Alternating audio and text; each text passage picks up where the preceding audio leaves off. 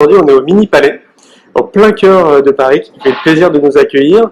Alors, je te laisse te présenter, parce que j'imagine qu'il y a des gens qui ne te connaissent pas. Qui tu es? Je suis journaliste. Je suis journaliste depuis toujours, en fait. J'ai fait pendant une dizaine d'années du journalisme d'investigation sur des sujets politiques, géopolitiques à l'étranger, sur des conflits. Et puis, depuis 2001, et après 2001, je me suis intéressé plus aux frontières qui sont des frontières de la conscience, de la science. Et j'ai basculé en fait de mon intérêt pour les frontières géographiques vers les frontières de l'esprit. Donc je suis fondateur de l'INRES, l'Institut de recherche sur les expériences extraordinaires, que j'ai créé en 2007. J'ai lancé le magazine Inexploré, qui est en kiosque actuellement, et je dirige aussi la série documentaire Enquête extraordinaire sur M6. Et au-delà de ça, voilà, je m'intéresse à tout ce qui est aujourd'hui un peu autour de cet être humain plus riche qui se dessine et qui se laisse deviner à travers toutes ces expériences extraordinaires qui sont vécues par des dizaines de millions de personnes, mais on va en parler peut-être plus en détail. Qu'est-ce que tu appelles un phénomène extraordinaire?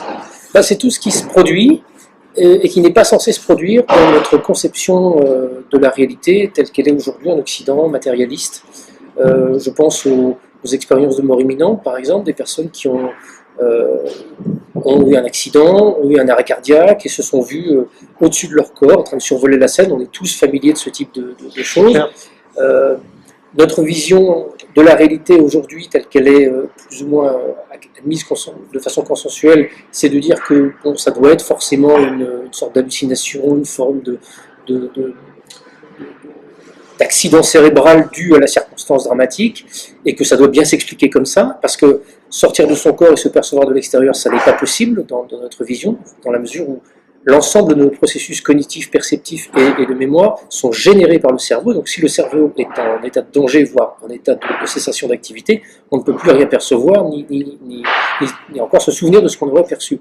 Donc se voir du dessus, ça n'est pas possible. Pourtant, des dizaines de milliers de gens rapportent ce type d'expérience, et depuis maintenant quelques décennies, plutôt que de les balayer d'un verre de la main en disant tout ça ce sont des fadaises ou alors ça va bien s'expliquer un jour, il y a des gens qui se sont sérieusement posé la question de savoir ce que ça voulait dire. Parce qu'en fait, la science n'avance pas en consolidant ses certitudes, elle avance en se confrontant aux anomalies. Et ça, c'est une anomalie. Donc quand on se confronte aux anomalies, on essaie de comprendre si un système plus élargi pourrait nous permettre de comprendre ces anomalies et besoin enrichir notre vision de la réalité. Et en fait, c'est ce qui se passe avec les expériences de mort imminente, mais avec plein d'autres expériences qui mettent en jeu la conscience, qui mettent en jeu nos perceptions, qui mettent en jeu notre vision de la vie et de la mort.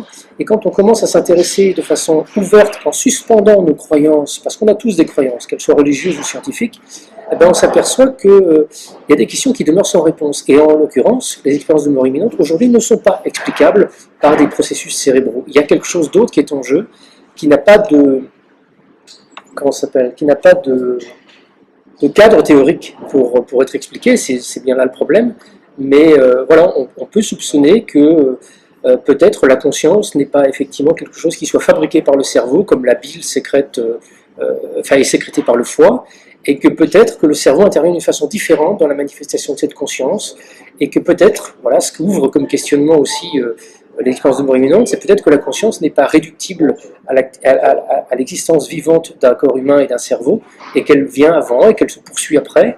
Et voilà, et quand on s'intéresse sérieusement, comme je l'ai fait en tant que journaliste, et je ne me sépare jamais de cette exigence de journaliste, on s'aperçoit qu'on n'a aucune preuve qu'il y a une vie après la mort, aucune preuve formelle scientifique, mais on n'a aucune preuve du contraire non plus. Et donc cette espèce d'incertitude, pour moi, est extrêmement excitante et permet justement de se poser des questions, permet d'aller rencontrer des scientifiques, des chercheurs qui se la sont posés et qui apportent non pas des réponses certaines, mais qui posent des nouvelles questions. Et voilà, donc les expériences extraordinaires qui se produisent comme ça de façon extrêmement répandue, mais assez discrète dans notre société qui ne les accepte pas, quand on leur laisse la parole, quand on laisse les témoins s'exprimer, on s'aperçoit que notre réalité est bien différente de celle qu'on imagine. Tu prêches à convaincu, pour moi ça concerne des millions et des millions de personnes de par le monde, il se passe énormément de choses, et j'ai vraiment cette sensation qu'il y a une information qui est véhiculée, mais juste une. Oui, parce que on vit en fait dans ce que Thomas Kuhn, qui était un philosophe des sciences, avait appelé un paradigme. On vit dans un paradigme. Un paradigme, c'est un système de pensée qui a été élaboré à la fois par la science, la culture, nos habitudes communes de vie. Et ce paradigme, on est dedans et il nous il structure notre façon de voir la réalité et il structure cette réalité. Sauf qu'un paradigme, c'est constamment appelé à évoluer, mais nous, par je ne sais quelle disposition psychologique, on estime que notre société en fait, a figé une sorte de réalité et que toutes les petites choses nouvelles qui seront découvertes seront des micros-ajouts à cette réalité, mais qu'en fait la réalité, on n'y touche plus, elle est vraiment solide, elle est vraiment définitive. Or, c'est pas du tout ça. Et cette disposition psychologique, on peut l'observer en chacun de nous. Hein. On peut être, dans ceux qui regardent cette vidéo, il y a peut-être certaines personnes qui sont ouvertes sur telle ou telle chose, par exemple sur les ovnis, ou sur la vie après la mort, ou sur les perceptions extrasensorielles, la télépathie, mais est-ce que vous allez être ouvert sur telle autre chose? Il y a toujours une frontière dans notre capacité à entendre quelque chose de vraiment bizarre. Et ça, c'est une disposition humaine classique. Ouais, je suis d'accord. Ça m'amène justement à cette question du bonheur, parce que se poser pour moi, hein, cette question du bonheur, c'est réfléchir à plein de choses. C'est remettre en question justement la société, c'est remettre en question notre façon de penser, mettre en question l'amour, l'amitié, etc. Toi, qu'est-ce que tu penses du bonheur? Est-ce que tu as déjà réfléchi à cette question? Oui, j'y réfléchis beaucoup parce que pour moi, le sens de ma vie est quelque chose qui a toujours été assez important à explorer, et plus encore après la mort de mon frère en 2001, où tout d'un coup, je vois quelqu'un qui m'est proche être mort et me renvoie en miroir aussi le sens de ma vie. Une vie peut s'arrêter comme ça en un claquement de doigts, sur un accident. C'est arrivé à tout le monde, mais tout d'un coup, ça arrive dans ma vie. Ça arrive à mon frère, il faut que je l'annonce à mes parents. Donc tout ça me commande, plus encore que ça ne me commandait avant, de trouver un sens à ça. Et au-delà de trouver un sens, de trouver une cohérence à cette existence jour après jour. Et en ce qui me concerne, il y a toujours quelque chose pour moi qui a été absolument primordial. Je suis journaliste. J'ai commencé mon métier de journaliste en Afghanistan en 1988 en rejoignant un groupe de Moudjahidines qui combattait l'occupation soviétique. J'ai tout de suite été plongé, très jeune, j'avais 19 ans, dans l'autre, le différent, un autre pays, un pays extrêmement pauvre, un pays en lutte contre un envahisseur. Ça m'a imprimé extrêmement tôt la réalité que notre monde, ça paraît très idiot ce que je vais dire, mais pour moi c'est vraiment important, que notre monde est composé de différences, de choses différentes, de gens qui pensent différemment. Différemment, ça veut dire que parfois la façon dont ils pensent peut nous heurter, parce que c'est vraiment pas la façon dont nous pensons. Mais pourtant il faut l'intégrer, parce que cette logique, cette pensée a une logique et est respectable, où qu'elle soit, quelles que soient les religions, les cultures, dans la mesure où justement cette pensée ne devient pas toxique et dangereuse pour les autres, et qu'il y a un respect global et plus ou moins mutuel, il faut l'intégrer. Et ça, pour moi, la question du bonheur, elle doit s'inscrire là-dedans. Je pourrais te parler du bonheur, mais il faudrait que la façon dont on en parle puisse s'appliquer, bien sûr, à moi et à nous en France, dans notre pays riche, mais il faudrait que ça puisse aussi s'appliquer aux Irakiens aujourd'hui, aux Syriens, aux gens qui sont sous la domination de l'État islamique en Irak et en Syrie, et Dieu sait où, partout. Si pour moi une définition n'a pas cette vocation universelle, elle est caduque quelque part. Parce que je ne peux pas être heureux si des gens sont profondément malheureux à l'autre bout de la planète. C'est pas une sorte de disposition bouddhiste altruiste que j'ai, c'est la logique pure. C'est la logique pure, ça n'a aucun sens d'imaginer que tu puisses t'épanouir tout seul dans ton coin, et puis tu sors et tu vois quelqu'un dans la rue qui n'a pas à bouffer, qui vit dehors, qui a froid. Ouais, on est dans l'altruisme pur. Non, c'est parce que ça voudrait dire que je suis un mec bien. Non, c'est pas ça. C'est une disposition qui, à mon avis, une disposition naturelle et essentielle. C'est absurde de pouvoir considérer qu'on puisse être heureux et se préserver des souffrances du monde et des autres. C'est illogique. Je ne saurais pas exprimer pourquoi, mais c'est illogique. Et au bout d'un moment, ce malheur du monde qui nous entoure va nous rejoindre, va nous atteindre. Ouais, je vois. Donc, qu'est-ce que c'est que le bonheur? J'en sais rien. Gandhi disait soit le changement que tu veux voir dans le monde, parce qu'on n'en est pas proche. Si, je pense que cette phrase me parle, parce que souvent devant les grandes difficultés que représente notre période actuelle face au réchauffement climatique, les difficultés politiques, les difficultés, les guerres, etc., on se dit que tout ça nous dépasse et qu'on ne peut vraiment rien faire et que c'est désespérant. En fait, ce dont je me rends compte, c'est que finalement, si le sens de tout ça dépend de l'attitude de chaque individu, et que le sens de la vie en fait se construit à l'intérieur de chaque individu en fonction de sa capacité à faire face à l'adversité. Est-ce que un problème à venir, supposé au réel, te prend ton énergie et te rend triste et te renferme sur toi en te disant oh, je n'y arriverai pas, je ne veux pas, ça c'est une attitude pessimiste, ou est-ce qu'un problème extérieur à venir ou supposé te fait te dire oui mais je ne veux pas entendre parler, ça n'arrivera pas, moi ça va, je gagne bien ma vie, etc. Et ça c'est une sorte de position optimiste. Dans les deux cas, on est dans une espèce de dépendance face à l'avenir supposé au réel. Et moi, je préfère la position d'espérance, qui est une position plus de confiance dans l'évolution des rapports et de notre capacité à faire face à ce qui va advenir. Ça veut dire quoi? Ça veut dire que tu penses qu'il y a un sens à la vie?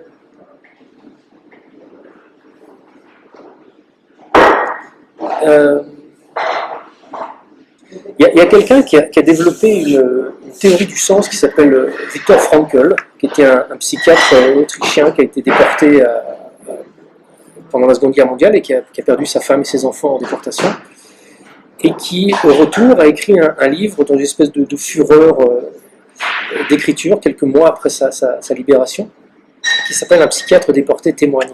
Et ce livre m'a profondément marqué. Viktor Frankl a par la suite développé un concept qui s'appelle la logothérapie, la thérapie par le sens, que je serais bien en mal d'expliquer aujourd'hui. Mais ce qui m'a frappé dans son histoire personnelle, c'est que il a trouvé dans cet endroit de non-espérance et de non-sens absolu qu'étaient les camps de concentration, il a trouvé au fond de lui des raisons de vivre, des raisons de survivre.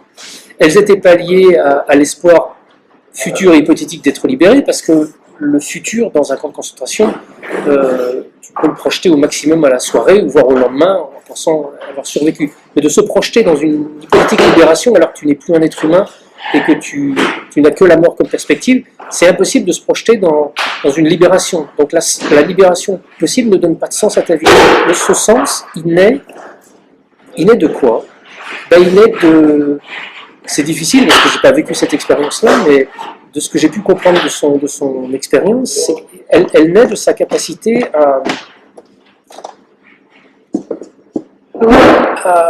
à vivre. À vivre. Le sens de la vie vient de la capacité à vivre. Je ne sais pas si c'est très clair, si j'ai réussi à partager ça. Mais pour le transposer à mon expérience, qui est, Dieu merci, 1000 fois moins dramatique que celle de Frankl et de ces millions de personnes qui ont vécu ces expériences de déportation, je suis aussi parfois choqué par ce que je peux observer sur notre planète. J'ai eu une expérience de différents conflits. Je sais ce que c'est que des gens qui se tuent les uns les autres pour des idées, je l'ai vu de mes yeux. Je vois aujourd'hui la continuation de cette haine et de ces folies absolues qui continuent à tuer des gens autour de nous, jusque sur notre terre. Donc on n'est même plus protégés, nous, par je ne sais quelle frontière psychologique. Donc ça pourrait me plonger dans un espèce de non-sens. Enfin, on vit sur une planète, dans une humanité qui ne semble pas avoir jamais compris les leçons. L'espèce de phrase plus jamais ça qui est resservie épisodiquement, c'est de la pure fiction. Ça continue éternellement. Éternellement. Voilà, l'Holocauste a suivi un certain nombre d'autres massacres jusqu'au Rwanda. Aujourd'hui, on arrive avec une menace acéphale et bizarre qui est terrifiante. Certains disent que c'est voulu. Comment? Certains disent que c'est voulu. Qu'est-ce qui est voulu? Que c'est voulu, que la pauvreté est voulue, qu'il y ait des pays qui sont en conflit, c'est voulu, que ce soit dirigé par un certain nombre d'individus qui feraient en sorte que, voilà, on a décidé que tel pays, par exemple, je pense à l'Afrique, c'est quand même curieux. Hein. Oh, ça, j'y crois pas une seule seconde. Ah ouais, d'accord. Oh non, je suis vraiment pas un fan des théories du complot. Non, c'est pour avoir travaillé sur des sujets sensibles comme les sujets drogue, terrorisme, etc., talibans, que je connais vraiment bien de l'intérieur. Vraiment, pour moi, les théories du complot sont dans leur immense majorité des constructions intellectuelles de gens qui ne sont pas confrontés à la réalité. Je pense que malheureusement, la colère des êtres humains, leur peur, leurs travers psychologiques positifs comme négatifs suffisent largement à créer la situation qu'on voit sur notre planète aujourd'hui. Il n'y a pas besoin de rajouter des espèces de bonhommes dans l'ombre qui tireraient des ficelles. Tout ça, et pour moi, je ne suis pas dans le secret des dieux, mais très franchement, j'y crois pas une seconde. C'est un peu caricaturé. Moi, je pensais plus au fait que, globalement, moi, quand je regarde la société, ce que je vois, c'est que ça tourne autour de l'argent. Globalement, l'argent tire, fait tout avancer, fait tout reculer, toutes les décisions sont prises autour de l'argent. Et je reviens à cette question, je me demande pourquoi l'Afrique. Tu vois, pourquoi l'Afrique? Pourquoi c'est le seul continent, l'Afrique, qui est dans le caca? Pourquoi on laisse ce continent comme ça, alors que tous les autres, globalement, sont quand même plutôt florissants, entre guillemets. Il n'y a que l'Afrique. Alors, si toi, tu as un élément de réponse, ça m'intéresse. Non, honnêtement, je ne sais pas. Je sais pas. Avant pardon de dire ça, mais avant de globaliser une situation à l'ensemble d'un continent, je pense qu'il faudrait avoir une étude sociologique, géopolitique, économique de chaque cas, parce que je pense que l'Afrique, c'est une multitude de choses extrêmement diverses. J'y étais il y a quelques semaines en Afrique de l'Ouest et je suis toujours gêné sur des généralisations un peu trop globales comme ça, parce que je pense que voilà, sur le continent africain, tu as des millions d'individus, d'énergie, de potentialités différentes, et que avoir une vision comme ça assez terrifiante de l'Afrique, il y a des challenges, il y a des choses qui sont alarmantes sur ce continent, mais il y a des choses qui sont alarmantes sur d'autres continents aussi, à d'autres niveaux. Mon habitude de journaliste m'a appris à essayer de formuler un questionnement et d'analyser une situation plutôt que d'essayer d'analyser ça de façon théorique et globale. Donc je ne peux pas répondre à ta question comme ça. D'accord.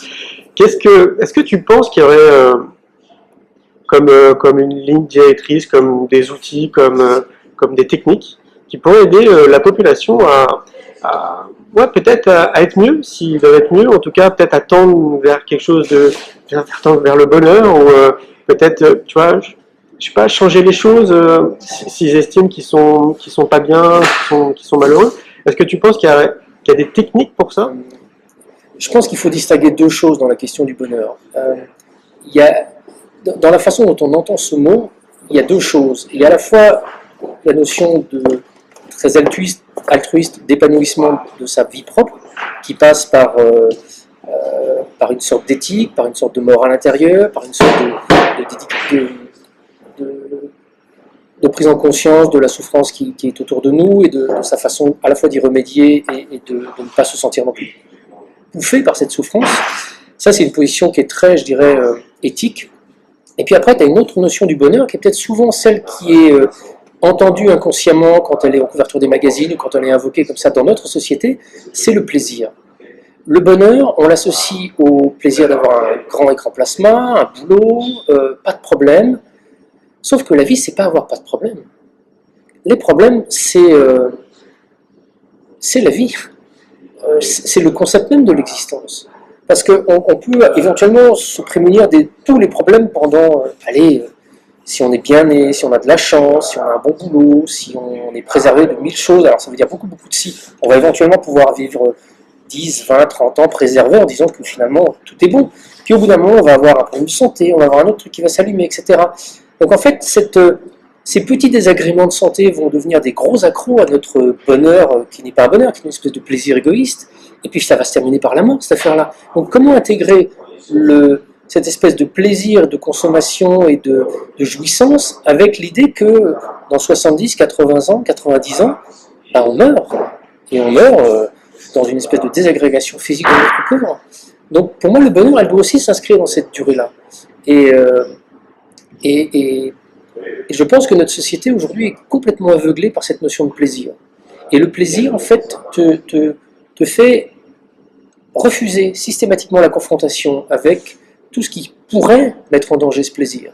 Mais ce qui met en danger ce plaisir, c'est aussi ce qui te permet de te connaître toi-même, de te rencontrer dans l'adversité, de voir comment tu réagis, de voir quelle fierté tu peux ressentir à avoir bien agi face à telle ou telle situation. Il y a une étude qui avait été citée par Thierry Janssen dans son petit livre sur la psychologie positive qui m'avait frappé. Une étude psychologique qui avait consisté à demander à des gens, non pas directement comme ça, dans quelle situation vous vous sentez le plus heureux, mais en utilisant un certain nombre de questions,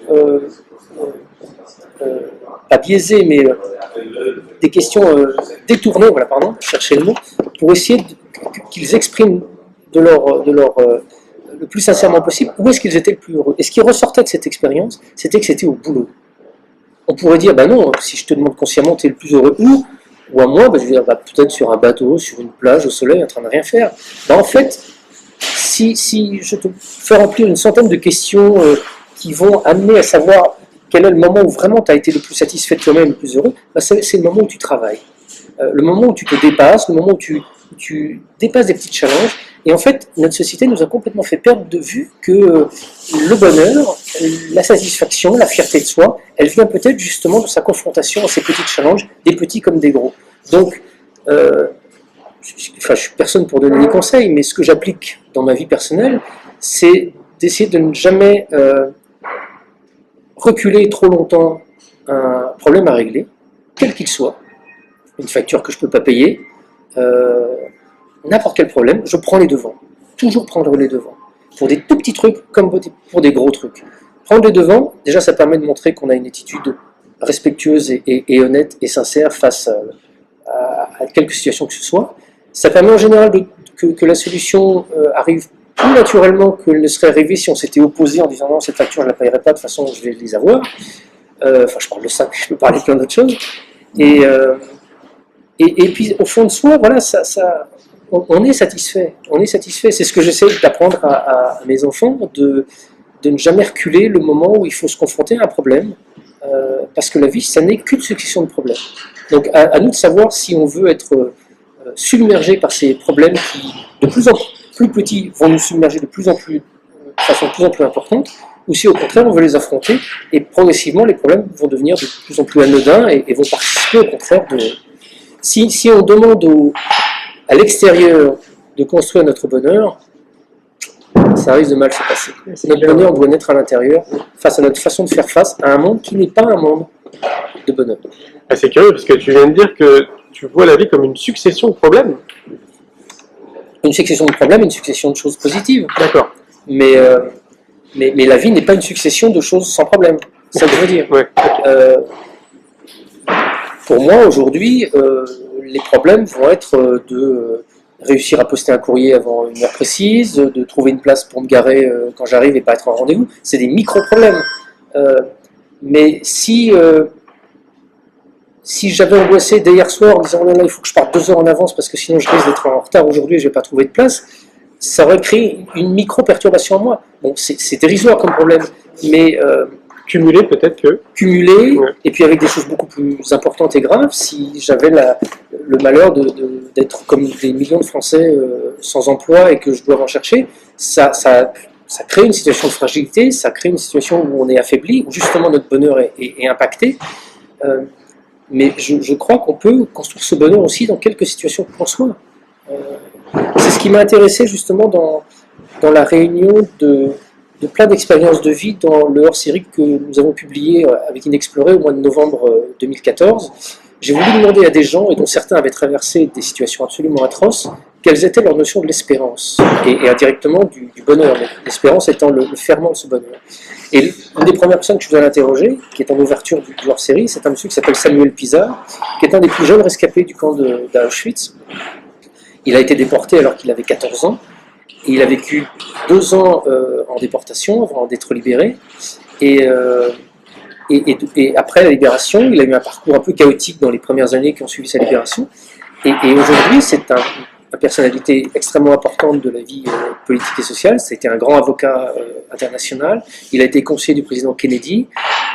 C'est quelqu'un qui a transformé cette ombre absolue dans laquelle il a vécu pendant quelques années en quelque chose de merveilleux. Et dans le numéro, il y a d'autres personnes qui témoignent aussi de parcours identiques. Donc, moi, je me souviens d'un autre livre qui m'avait marqué. C'est un livre de Primo Levi. Je suis très attaché à ces exemples de personnes qui ont traversé la déportation. Je pense que c'est le summum absolu du désespoir. Et je me souviens de ces pages où Primo Levi décrit ces moments d'appel où ils sont tous debout dans la cour du camp de concentration avec une petite liquette pas bien épaisse dans l'hiver polonais. Il y a des vents terribles et ils sont là debout. Ils ne doivent pas bouger. Et ceux qui bougent peuvent être abattus. Je peux vous dire que ça, j'y pense très souvent quand j'ai froid en hiver à Paris et que j'ai une grosse doudoune et que j'ai des pulls. J'y pense très souvent. Pour moi, c'est vraiment important d'étalonner nos propres souffrances, nos propres inconforts, nos propres difficultés avec celles d'autres personnes, parce que ces autres personnes les ont traversées, ces difficultés, et on en est tous capables. Est-ce que c'est pas plus simple pour quelqu'un comme toi qui est amené à te balader un petit peu partout dans le monde, à rencontrer diverses personnes, d'avoir ce recul justement sur les choses?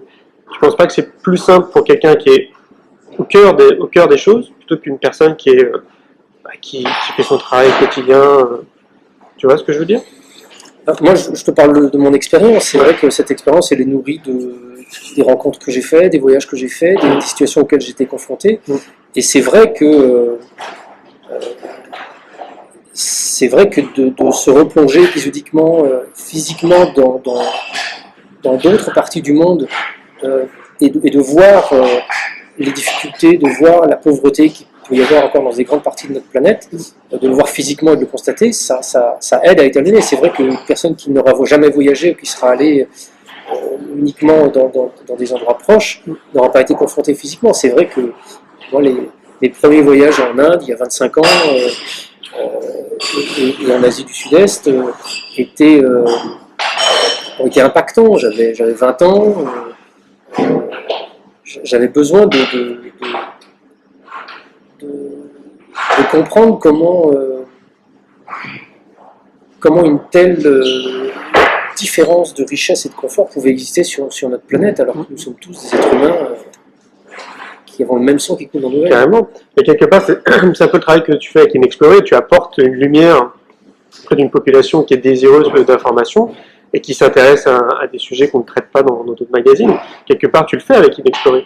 Oui, je le fais, et je pense que ce qui est sous-jacent à Inexploré et au travail que je fais et que toute l'équipe de l'INRES fait, c'est que nos intervenants, les articles qu'on publie, ce que l'on essaie de faire passer comme idée, c'est cette idée qu'on est tous en capacité, non pas d'être bêtement heureux, mais de s'épanouir, quelle que soit notre situation. Il n'y a pas de situation désespérante, il n'y a pas de situation dans laquelle on est foutu, on ne peut rien faire. C'est notre confort qui nous habitue à ça. C'est notre confort qui nous habitue à l'idée que on devrait avoir droit à tout. On doit avoir droit de se faire rembourser nos médicaments. On doit avoir droit de ne pas débourser un centime quand on va à l'hôpital. Non, c'est une chance extraordinaire. C'est une chance extraordinaire. Et en matière de spiritualité et de développement personnel intérieur, c'est la même chose.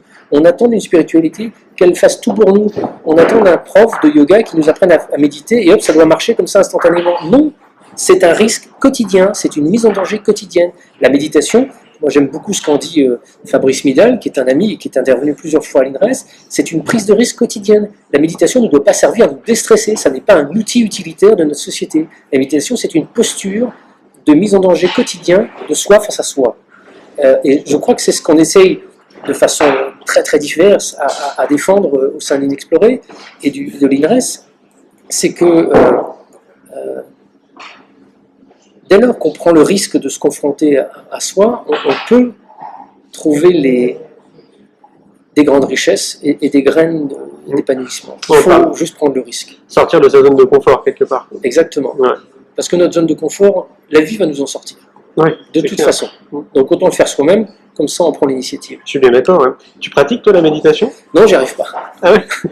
J'ai d'autres techniques. Qu'est-ce que tu fais? Je fais une sorte d'exercice de Qigong qui sont. C'est une sorte de. Avec Serge Serge Ogier? Oui. Ouais. Ah, il fait partie aussi des personnes. Ouais, je l'ai rencontré il n'y a pas longtemps.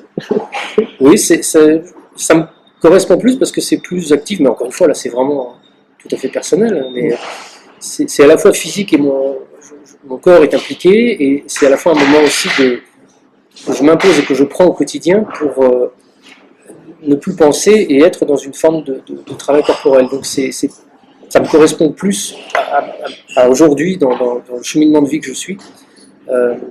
que la méditation, mais la méditation, je suis mauvais en fait.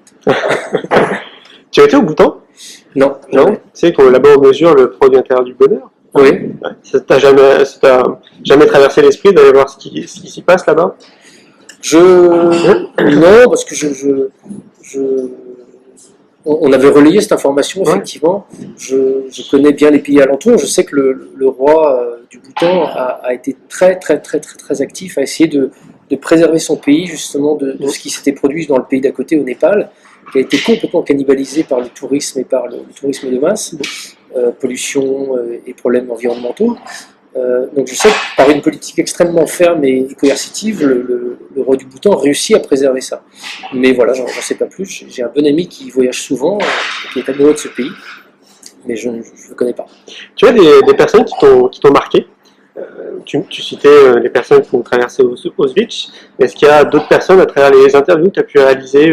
Est-ce qu'il y a vraiment une personne plus qu'une autre, par exemple, qui t'aurait marqué et qui t'a dit waouh? Il y en a beaucoup. Il y en a beaucoup, hein. Il y en a beaucoup, et c'est vrai que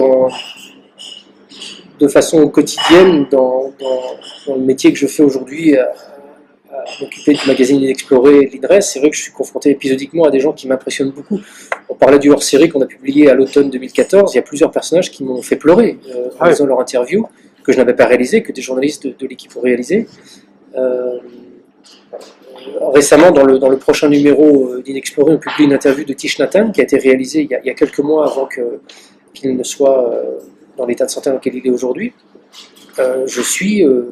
Ça fait 2 fois qu'on publie une interview de lui dans Inexploré, je suis toujours vraiment impressionné de la simplicité de ses mots et de leur puissance. Mais au-delà de ça, il y a quand même un homme qui a compté pour moi, parce qu'il a vraiment été extrêmement décisif dans mon parcours de vie. C'est un psychiatre américain qui s'appelait John Mack, qui est décédé en 2004 et qui avait créé le département de psychiatrie de l'école de médecine de Harvard, qui était professeur de psychiatrie à Harvard, qui avait eu un prix Pulitzer. Donc c'est quelqu'un qui avait un parcours professionnel assez exemplaire aux États-Unis et qui, au début des années 90, s'était intéressé aux gens qui disent être enlevés par des extraterrestres. Ce sujet est juste abracadabrantesque, comme dirait l'autre, mais le fait qu'un homme comme lui, avec un tel cursus et un tel parcours et une telle position sociale et intellectuelle s'intéresse à ce phénomène-là m'a beaucoup, beaucoup intrigué. Et en fait, cet homme est exemplaire dans la mesure où des circonstances de la vie lui ont fait s'intéresser à ce phénomène auquel la raison n'aurait jamais voulu qu'il s'intéresse. Il avait fait une biographie de Laurence Darby, enfin voyez, il était à des années-lumière de ce type de phénomène. Mais voilà, les circonstances de la vie ont fait qu'il s'y intéressait. Et après avoir travaillé avec ces différentes personnes faisant état de ce type d'expérience, dans un état thérapeutique, c'est-à-dire un état de suspension des croyances. Le psychiatre, quand vous lui parlez, ne commence pas à essayer de juger toutes les 5 minutes, de savoir si vous dites la vérité ou pas. En revanche, il développe sa panoplie d'outils cliniques pour savoir si vous êtes fou, vous êtes en train de vous mentir, vous avez rêvé, etc., etc. Et voyant un patient, 2 patients, 10 patients, John Mack s'est aperçu qu'il y avait quelque chose qui clochait. Parce que cette expérience était absolument impossible et absolument abracadabrante, mais ces personnes en parlaient comme quelque chose qui leur était réellement arrivé, et John ne distinguait aucune explication qui aurait pu lui permettre de se dire que ces gens-là, en fait, inventaient d'une manière ou d'une autre. Et plutôt que de se dire bon, j'y comprends rien, je m'en fous, et hop, de passer à autre chose, ce qu'ont fait la plupart des gens, il s'est dit, il y a quelque chose qui est interloquant là, quand même. Il y a quelque chose qui nous parle. Comment se fait-il que des gens me rapportent des expériences qui ont pour eux l'air si réelles, dont certains même souffrent de syndrome de stress post-traumatique, c'est-à-dire le même syndrome de choc dont souffrent des anciens soldats qui reviennent d'Irak ou d'Afghanistan.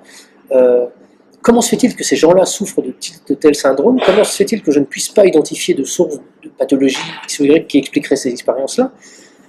Et il n'a pas trouvé de réponse. Mais à la différence de quasi-totalité de ses confrères ou des gens de notre société qui, ne trouvant pas de réponse, ne veulent plus entendre parler, il a posé ça sur la place publique. Il a publié une étude clinique en 97, je crois, au aux États-Unis. Elle a pris des risques. Il a pris des risques, il a été attaqué par la commission à Harvard, qui a jugé non pas du phénomène lui-même, parce que ça on ne peut pas en juger, mais qui a essayé de juger de sa méthodologie. Il a été lavé de tout soupçon, mais il a quand même dû faire face à une sorte de cabale intellectuelle. Et pour moi, je parle de lui parce que cet homme-là, j'ai eu la chance de le rencontrer en 2003. Je l'ai vu à plusieurs reprises et j'ai pu le côtoyer pendant une année, en fait, avant qu'il soit tué dans un accident de voiture. Et j'ai été profondément impressionné par son courage et à la fois son courage intellectuel. Le courage de se dire, il y a là quelque chose que je ne peux pas expliquer. Je vais dire que je ne peux pas l'expliquer. Et je vais dire que dans ce phénomène, il y a une chose qui nous interroge. Quand je l'ai rencontré, je n'ai pas trouvé à travers lui des réponses. Les extraterrestres sont là, ils enlèvent les gens, etc. Des scénarios abracadabrants ou je ne sais quoi. J'ai trouvé une question béante. J'ai trouvé la possibilité pour quelqu'un de rationnel, les pieds sur terre, de poser des questions. J'ai découvert qu'aucune question n'était interdite. Et John Mack est la personne qui m'a vraiment inspiré en créant l'INRES quelques années plus tard, dans l'envie de rassembler d'autres professionnels de santé autour de ces phénomènes extraordinaires. Parce que, voilà, devant un phénomène qui n'est malheureusement pas reproductible et qui ne peut pas passer au tamis de la science matérialiste telle qu'elle est développée aujourd'hui, pour être prouvé scientifiquement, quelque chose doit être produit et expérimenté, etc. Un enlèvement extraterrestre, une apparition d'OVNI, malheureusement, ne peut pas passer à travers ce filtre-là. Donc en fait, notre société dit, bon bah tant pis, on s'en fout, ça n'existe pas, voilà, on se débarrasse du truc. Sauf que moi, ça ne me convient pas, je trouve ça irrespectueux, et puis je trouve pas ça très scientifique. Et John Mack, sans être un scientifique, mais en étant quand même un médecin, et en ayant quand même, en tant que psychiatre, des outils pour faire un travail d'exploration, a mis en valeur la valeur du témoignage. Et c'est pas parce qu'un témoignage est par essence subjectif qu'il n'a aucune valeur. C'est même par là qu'on peut explorer tout un pan gigantesque de notre réalité à travers la façon dont chaque être humain l'expérimente. L'amour est une expérience subjective. Pourtant, il est la base de notre société, de nos relations humaines. Et j'ai été subjugué par à la fois l'homme qui était John Mack, le courage que cet homme avait, et par les portes ouvertes qu'il a ouvertes, dans le monde entier, et en France avec l'INRES qui l'a inspiré fortement. Donc tu t'es passionné, non, des phénomènes extraterrestres? Ça a été ma porte d'entrée, effectivement. Ouais. Ça a été, après 14 ans de journalisme normal, les extraterrestres sont arrivés dans ma vie d'une façon un peu particulière que je raconte dans un de mes livres. Complètement par hasard, enfin, si on croit encore au hasard, mais ça j'ai appris à m'en y croire maintenant. Tu prêchais convaincu. Et je me suis engouffré dans ce sujet-là avec grand peine parce que je voulais le faire assez rationnellement et je ne savais pas du tout au début comment le faire. Et puis finalement j'ai saisi l'opportunité qui m'était offerte par France 2 de pouvoir travailler sur un documentaire et de le préparer sur le long terme pour pendant plusieurs mois me consacrer exclusivement à l'étude du phénomène OVNI. Et puis aussi de l'apparition de la vie dans l'univers, c'était le gros sujet du documentaire. Et je pensais très honnêtement que les ovnis, c'était pas grand-chose, enfin, je ne voyais pas comment ça puisse être quelque chose de toute façon, donc je me dis, je vais bosser un peu sur le sujet, puis je m'en débarrasserai. Et puis à ma grande surprise, j'ai découvert que c'était un sujet qui était consistant, sur lequel il y avait un nombre d'anneries phénoménal de publiés, mais aussi des gens extrêmement sérieux qui s'étaient penchés dessus, des chercheurs, des gens dont le parcours académique, scientifique, calait pas avec le côté farfelu du phénomène. Et en fait, il m'a suffi seulement de quelques mois vraiment sérieux et ouverts d'esprit pour m'apercevoir que ce phénomène était, encore une fois, pas du tout réductible à 3 charlatans et 2 guignols qui se sont trompés, mais que c'était un réel phénomène qui posait des questions, qu'un service du Centre national d'études spatiales était dédié à leur étude depuis 1977, qu'à travers le monde entier, des milliers et des milliers de gens s'intéressaient sérieusement et travaillaient sérieusement sur la question.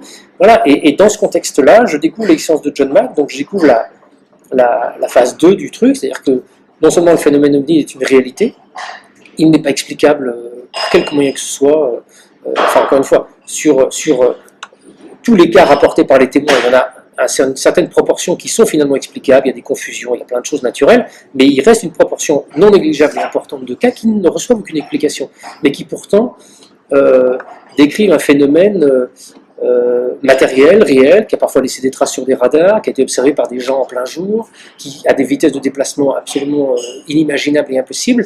Donc, je ne vais pas rentrer dans le détail parce que ce serait un peu long, mais voilà, globalement, le phénomène OVNI existe, il est réel, il n'est pas expliqué. Et une de ses caractéristiques les plus déconcertantes, c'est que c'est un phénomène qui a un comportement parfois intelligent, qui réagit par rapport à l'observateur. Quand un avion essaie d'aller sur un objet observé, cet objet peut se déplacer. C'est arrivé, des témoins en ont rapporté, j'en ai rencontré, j'en ai vu physiquement. Donc, voilà, enfin, il se passe quelque chose. Il y a plein de gens Ouais. que je ne m'explique pas d'ailleurs comment, face à de telles accumulations d'évidence, on puisse se dire « Ouais, mais tout ça c'est des faits. Ouais. Je ne comprends pas. C'est une insulte à l'intelligence. Je regardais justement, c'était quand? C'était il y a 2 semaines, mais je crois que c'est une vidéo qui est vieille de moins 2-3 ans. L'ancien ministre de la Défense du Canada qui s'exprime sur un plateau télé et qui dit clairement que le phénomène existe, on sera en contact avec eux, enfin il dit un paquet de choses, et j'ai été un peu abasourdi qui s'exprime aussi ouvertement sur un plateau télé. Je me dis peut-être que justement on arrive dans une ère où les choses vont peut-être se dire un peu plus, parce que j'ai le sentiment que qu'on veut pas trop en parler, ou que si on en parle, on pointe un peu du doigt comme un phénomène extraterrestre, d'aliens tout vert, etc.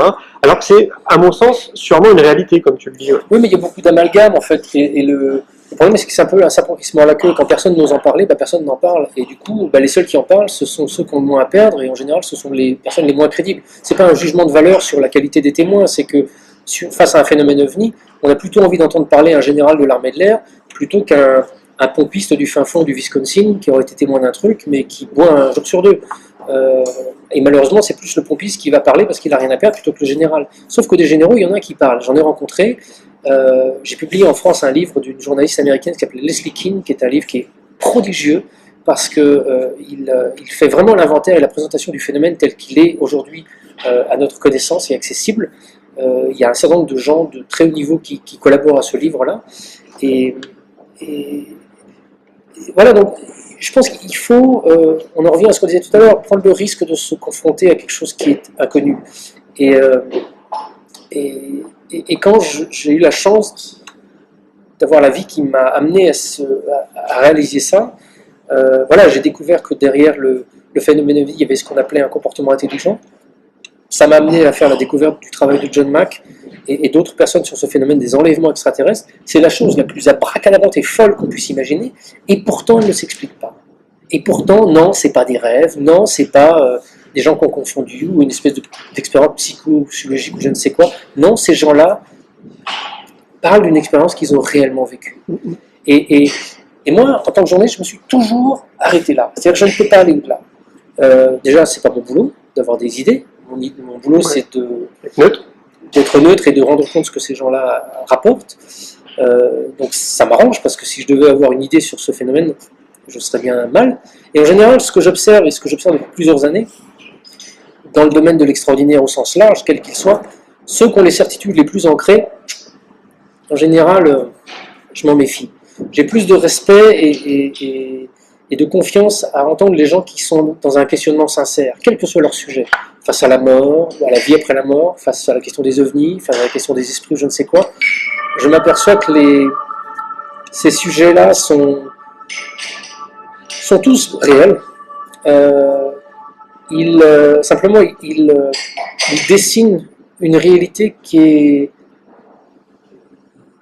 est difficilement concevable pour nous. Au même titre que la réalité sous-jacente à la physique quantique est difficilement concevable. On ne peut pas concevoir que deux objets séparés par des millions de kilomètres puissent être liés d'une manière ou d'une autre. C'est pas concevable. Et même en dehors du temps. Donc, les bouleversements que la physique quantique apporte à notre conception de la réalité, du temps et de l'espace sont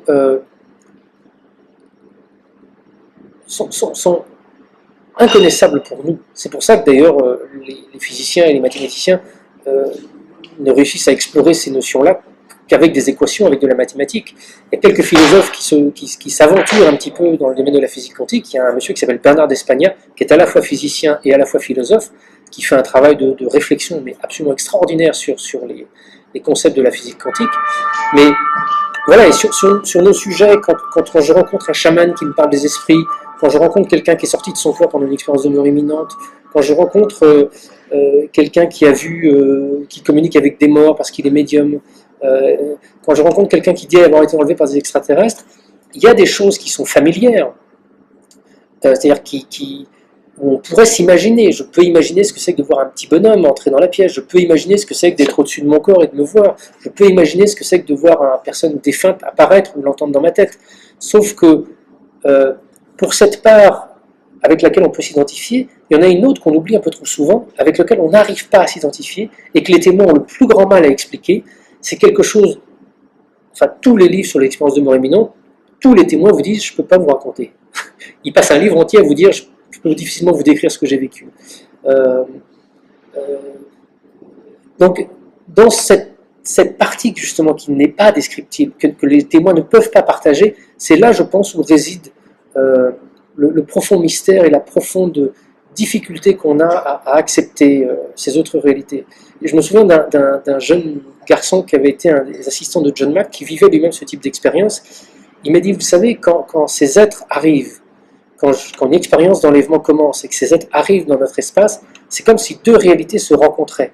Elles ne vont pas pouvoir rester ensemble très longtemps. Je vais être pris et je vais être emmené dans leur réalité, mais les deux réalités ne peuvent pas être ensemble en même temps. Et il me dit, c'est pas comme une chose qui arrive dans la pièce. C'est pas comme si tout d'un coup un bonhomme rentrait dans la pièce. C'est tout l'environnement qui est affecté, mon corps qui est affecté, tout. Donc, je ne sais plus pourquoi on était parti sur cette direction, mais au final, je pense que ce qui est vraiment important, c'est d'essayer d'être extrêmement modeste face à ces expériences, de savoir les écouter, de savoir la fermer, de ne pas immédiatement, dès que quelqu'un vous raconte un truc bizarre, vous dire « Ah ouais, ça me rappelle que ça. » Non, taisez-vous, écoutez, laissez la personne s'exprimer jusqu'au bout. Déjà, ça va lui faire du bien.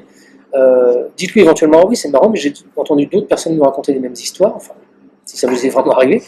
Moi, ça m'est arrivé beaucoup. Et voilà. Enfin, en t'écoutant, j'ai l'impression qu'il y a un message intrinsèque que tu véhicules, c'est « ouvrez-vous ». Tu vois ? Oui. Ouvrez-vous, c'est-à-dire, quelque part, c'est aussi se rapprocher du bonheur, à mon sens, que d'ouvrir son esprit et de se dire, ok, il y a un champ des possibles, pourquoi pas. Et plus on est ouvert, moins on aura de mauvaises surprises, et de surprises en général.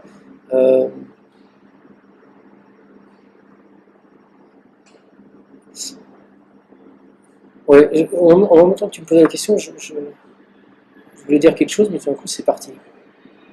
Ça va peut-être revenir. Ouais, c'est parti, désolé. Ça reviendra sûrement. Oui. Est-ce qu'il y a une citation qui